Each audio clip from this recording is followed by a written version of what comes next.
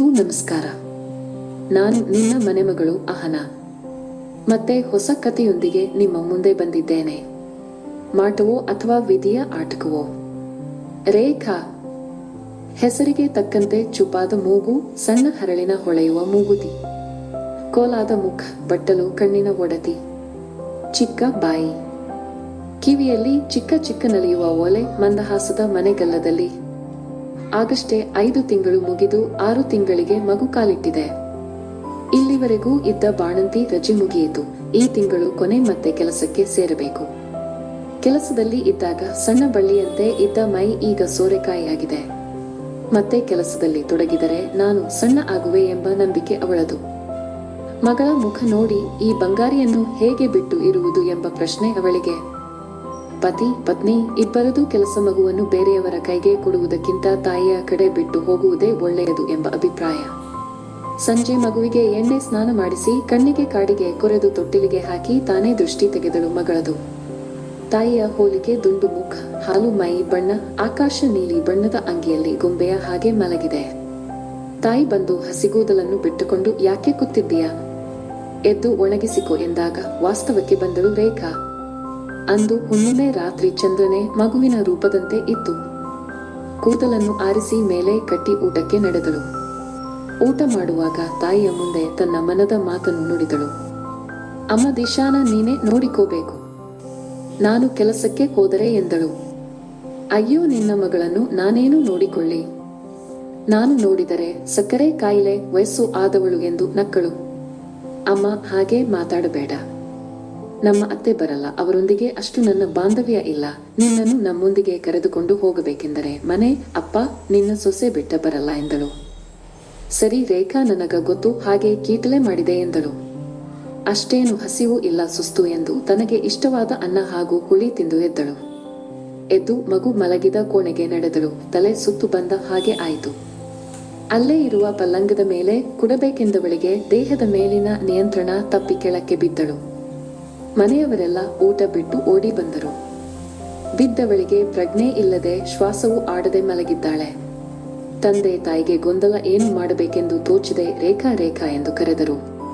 ಪಕ್ಕದಲ್ಲಿದ್ದ ತಮ್ಮನ ಹೆಂಡತಿ ಬಂದು ಅಂಗೈ ಅಂಗಾಲು ತಿಕ್ಕಿರಿ ಎಂದಳು ಹಾಗೂ ಉಳ್ಳಾಗಡ್ಡಿ ಕತ್ತರಿಸಿಕೊಂಡು ಬಂದು ಮೂಗಿಗೆ ಹಿಡಿದರು. ಆ ವಾಸನೆಗೆ ರೇಖಾಗೆ ಪ್ರಜ್ಞೆ ಬಂದಿತ್ತು. ಹತ್ತಿರದಲ್ಲಿರುವ ವೈದ್ಯನಿಗೆ ಕರೆ ಮಾಡಿದರು. ಅವರು ಬಂದು ನೋಡಲು ಎಲ್ಲವೂ ಸರಿಯಾಗಿದೆ. ಇವರಿಗೆ ಥೈರಾಯ್ಡ್ ಇದ್ದ ಕಾರಣ ಒಂದೊಂದು ಸಲ ಬ್ಲಡ್ ಪ್ರೆಷರ್ ಕಡಿಮೆಯಾಗುವ ಸಂಭವವಿದೆ. ದೊಡ್ಡ ಆಸ್ಪತ್ರೆಗೆ ಹೋಗುವುದು ಸರಿ ಎಂದು ತನ್ನಲ್ಲಿರುವ ಔಷಧ ನೀಡಿ ಮರಳಿದನು. ವೈದ್ಯ ಹೇಳಿದ ಮಾತಿನಂತೆ ತಂದೆ ಪಕ್ಕದಲ್ಲಿರುವ ತಮ್ಮನ ಮಗನ ಕಾರನ್ನು ತೆಗೆದುಕೊಂಡು ಹೊರಡಲು ತಯಾರಾದನು. ಮಗಳನ್ನು ಹತ್ತಿರವಿರುವ ಪಟ್ಟಣಕ್ಕೆ ಕರೆದುಕೊಂಡು ಒಳ್ಳೆಯ ವೈದ್ಯರಿಗೆ ತೋರಿಸಿದರಾಯಿತು ಎಂದು. ಆದರೆ ಮಗಳು ರೇಖಾ ಅವರ ಮಾತನ್ನು ತಿರಸ್ಕರಿಸಿದಳು. ನನಗೆ ಏನೂ ಆಗಿಲ್ಲ, ನಾನು ಆರಾಮವಾಗಿದ್ದೇನೆ, ಸ್ವಲ್ಪ ಸುಸ್ತು, ವಿಶ್ರಾಂತಿ ತೆಗೆದುಕೊಂಡರೆ ಎಲ್ಲವೂ ಸರಿಯಾಗುತ್ತದೆ ಎಂದು ಮನೆಯವರನ್ನು ಸಮಾಧಾನಿಸಿದಳು. ಮಾರನೇ ದಿನ ಮನೆಯವರು ಎಷ್ಟೇ ಒತ್ತಾಯಿಸಿದರೂ ಆಸ್ಪತ್ರೆಗೆ ಬೇಡವೆಂದಳು.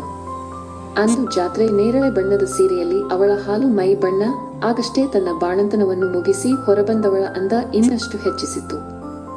ಮಗುವನ್ನು ಅಂದವಾಗಿ ತಯಾರು ಮಾಡಿ ಮನೆಯವರೊಂದಿಗೆ ಜಾತ್ರೆಯ ರಥ ನೋಡಲು ನಡೆದರು. ಊರವರಿಗೆಲ್ಲ ತನ್ನ ಮಗಳೆಂದು ತೋರಿಸಿದಳು. ಅವಳ ಆನಂದಕ್ಕೆ ಆಕಾಶವೇ ಒಂದು ಗೇಣು. ಜಾತ್ರೆಯಲ್ಲಿ ತಿರುಗಿ ತಿರುಗಾಡಿದ ಸುಸ್ತು ತಾಯಿ ಕಡೆಯಿಂದ ಕಾಲಿಗೆ ಎಣ್ಣೆ ಹಚ್ಚಿಕೊಂಡು ಮಗಳನ್ನು ಮಲಗಿಸಿ ತಾನು ಮೌನವಾಗಿ ಕುಳಿತಳು. ಯಾವುದೋ ಸಂಕಟ, ಅರೆಯಲಾರದ ಭಾವವೆಂದು ಗಂಡನನ್ನೊಂದಿಗೆ ಮಾತನಾಡಿದಳು. ತನ್ನ ಕನಸಿನಂತೆ ಪಿಎಸ್ಟ ಆಗಬೇಕೆಂದು ಓದಿದಳು. ಆದರೆ ಕಾನ್ಸ್ಟೇಬಲ್ ಆಗಿ ತನಗೆ ಕೆಲಸ ಸಿಕ್ಕಾಗ ಮುಜುಗರ ಪಡದೆ ಹೋಗಿ ಸೇರಿದಳು. ಕಷ್ಟದ ಟ್ರೈನಿಂಗ್ ಅನ್ನು ಖುಷಿಯಿಂದಲೇ ಮುಗಿಸಿದಳು. ಬೆಂಗಳೂರಿನ ಒಂದು ಸ್ಟೇಷನ್ನಲ್ಲಿ ಅವಳಿಗೆ ಕೆಲಸ ಸಿಕ್ಕಿತು. ಕೆಲಸ ಸಿಕ್ಕರೂ ತನ್ನ ಕನಸು ಪಿಎಸ್ಟ ಆಗುವುದನ್ನು ಮರೆಯಲಿಲ್ಲ. ಸಮಯ ಸಿಕ್ಕಾಗ ಓದಬೇಕೆಂದು ಹಂಬಲ. ಪೊಲೀಸ್ ಕೆಲಸ ಕಷ್ಟವೆನಿಸಿದರು, ಇಷ್ಟವಿದ್ದ ಕಾರಣ ಸುಲಭವೆನಿಸಿತು. ಅದೇ ಸ್ಟೇಷನ್ ಅಲ್ಲಿ ತನ್ನೊಂದಿಗೆ ಕೆಲಸ ಮಾಡುವ 2 ವರ್ಷದ ಹಿರಿಯ ಪೊಲೀಸ್ ಶ್ರವಣ, ಇಬ್ಬರ ಭಾವ ಒಂದೇ ಎನಿಸಿತು. ಸೇನವಾಗಿ ಪ್ರೇಮವಾಗಿ ಬದಲಾಗಿ ಮದುವೆಯಿಂದ ಮಗಳ ದಿಶಾನಲ್ಲಿ ಒಂದಾಯಿತು. ರೇಖಾಳ ಮನೆಯವರೆಗೂ ವರನ ಕಡೆ ಒಳ್ಳೆ ಜನ, 100 ಎಕರೆ ಜಮೀನು ಇರುವ 4 ಮಂದಿ ಅಣ್ಣ ತಮ್ಮ ಇರುವ ಸಂಸಾರ. ರೇಖಾಗೆ ಹೊಂದುವ ಜೋಡಿ. ಎತ್ತರ ಅಂದವಾದ ಮೃದು ಮನುಷ್ಯ ಮಗಳನ್ನು ದಾರೆ ಎರೆದು ಕೊಟ್ಟರು. ಆದರೆ ವಿಧಿಯ ಆಟವೇ ಬೇರೆ ಇತ್ತು. ಬಾಣಂತಿಯಾಗಿದ್ದರು. ರಾತ್ರಿ 1 ಗಂಟೆಯವರೆಗೂ ಕುಳಿತುಕೊಂಡು ಓದುತ್ತಿದ್ದಳು. ತನ್ನ PSI ಕನಸಿನ ದಾರಿಗೆ ಹತ್ತಿರ ಇರುವೆ ಎಂಬ ನಂಬಿಕೆ. ತಾಯಿಯ ಕಡೆ ಮಗಳನ್ನು ನೀಡಿ ಆನಂದಿಸುತ್ತಿದ್ದಳು. ಅಂದು ಶ್ರಾವಣ ಗುರುವಾರ ಮನೆಯಲ್ಲಿ ಸತ್ಯನಾರಾಯಣ ಪೂಜೆ. ಮಾರನೇ ದಿನ ಕಡೆ ಶ್ರಾವಣ ಶುಕ್ರವಾರದ ಪೂಜೆ.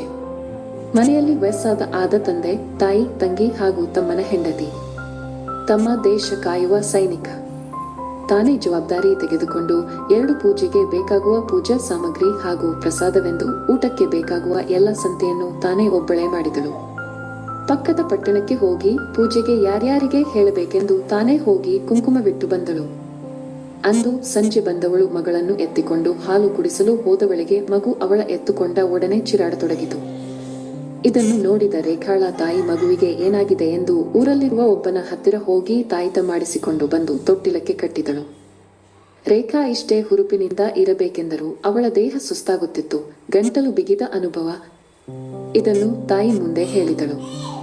ತಾಯಿ ಅವಳ ಮಾತನ್ನು ಕೇಳಿ, ಇನ್ನು ಹಸಿಮೈ ಇರುವ ನೀನು ಹೊರಗೆಲ್ಲ ಅಲೆದಾಡುವೆ, ಗಾಳಿಯಂತೆ ಆಗಿರಬೇಕು, ನಿನಗೂ ಕೂಡ ನಾಳೆ ಹೋಗಿ ಒಂದು ತಾಯಿತವನ್ನು ತೆಗೆದುಕೊಂಡು ಬರುವೆ ಎಂದಳು. ಅದನ್ನೆಲ್ಲ ಏನು ನಂಬುವೆ ಎಂದು ತಾಯಿಯನ್ನೇ ಬೈದಳು. ಮಾರನೇ ದಿನ ತಾಯಿ ಮರೆಯದೆ ಹೋಗಿ ಮಗಳಿಗೆ ಒಂದು ತಾಯಿತವನ್ನು ಮಾಡಿಸಿಕೊಂಡು ಬಂದಳು. ಮೊದಲ ದಿನ ಕಟ್ಟಿಕೊಂಡರು, 2ನೇ ದಿನ ರೇಖಾ ಇದೆಲ್ಲ ಏನು ನಂಬುವುದು ಎಂದು ಬಿಚ್ಚಿದಳು. ಸತ್ಯನಾರಾಯಣ ಪೂಜೆಯ ದಿನ ಮನೆಯವರೆಲ್ಲ ಸಡಗರದಿಂದ ಪೂಜೆಯನ್ನು ಮುಗಿಸಿ ಬಂದ ಭಕ್ತರಿಗೆಲ್ಲ ಪ್ರಸಾದವನ್ನು ಹಂಚಿ ಆನಂದವಾಗಿದ್ದರು. ತಂಗಿ ಮರಳಿ ಗಂಡನ ಮನೆಗೆ ಹೋದಳು. ಕಡೆ ಶ್ರಾವಣ ಸೋಮವಾರವೆಂದು ಹತ್ತಿರದಲ್ಲಿರುವ ಬಸವಣ್ಣನ ಗುಡಿಗೆ ಎಲ್ಲರೂ ಹೋದರು. ಇವರೆಲ್ಲರ ಸಡಗರ ಅದೇ ಕೊನೆಯ ದಿನವಾಗಿತ್ತೋ ಏನೋ. ಮಾರನೇ ದಿನ ನಾನು ಬೆಂಗಳೂರಿಗೆ ಹೋಗಿ ಪೊಲೀಸ್ ಯೂನಿಫಾರ್ಮ್ ಹೊಲೆಯಲು ಅಳತೆಯನ್ನು ಕೊಟ್ಟು ಬರಬೇಕು, ಯಾಕೆಂದರೆ ಹಳೆಯ ಬಟ್ಟೆಗಳು ನನಗೆ ಈಗ ಬರುವುದಿಲ್ಲ, ನಾನು ದಪ್ಪವಾಗಿದ್ದೇನೆ ಎಂದು ತಾಯಿಗೆ ಹೇಳಿದಳು. ಸರಿ, ಹಾಗಾದರೆ ಬೆಂಗಳೂರಿಗೆ ಹೋಗು, ಆದರೆ ಅಲ್ಲಿಯಾದರೂ ಆಸ್ಪತ್ರೆಗೆ ತೋರಿಸಿಕೊಂಡು ಬಾ ಎಂದರು. ಸರಿ ಎಂದು ಹೊರಡಲು ತಯಾರಾದಳು. ಮೊದಲ ಸಲ ಮಗಳನ್ನು ಅಗಲಿ ಬೇರೆ ಊರಿಗೆ ನಡೆದಳು. ಊರಿಂದ ಬಂದವಳು ಮಗಳ ಆರೋಗ್ಯ ಹಾಗೂ ತನ್ನನ್ನು ಅಗಲಿದರೂ ಸಮಾಧಾನವಾಗಿದ್ದಳು ಎಂದು ಮನೆಯವರನ್ನೆಲ್ಲ ಪ್ರಶ್ನಿಸಿದಳು. ಬೆಂಗಳೂರಲ್ಲಿ ಕೂಡ ಅವಳು ಆಸ್ಪತ್ರೆಗೆ ಹೋಗುವುದನ್ನು ಮರೆತಳು.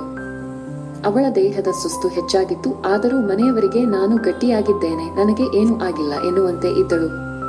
ತಮ್ಮನ ಹೆಂಡತಿ ಆಸ್ಪತ್ರೆಗೆ ಹೋಗೋಣವೆಂದು ಹೇಳಿದಾಗ, ಪೊಲೀಸ್ ಟ್ರೈನಿಂಗ್ನಲ್ಲಿ ಇಷ್ಟೊಂದು ಕಷ್ಟ ನೋವನ್ನು ಅನುಭವಿಸಿದ್ದೇನೆ, ಇದೆಲ್ಲ ನನಗೆ ಏನು ಲೆಕ್ಕ, ನಾನು ದಿಟ್ಟಗಾರತಿ ಎಂದಳು.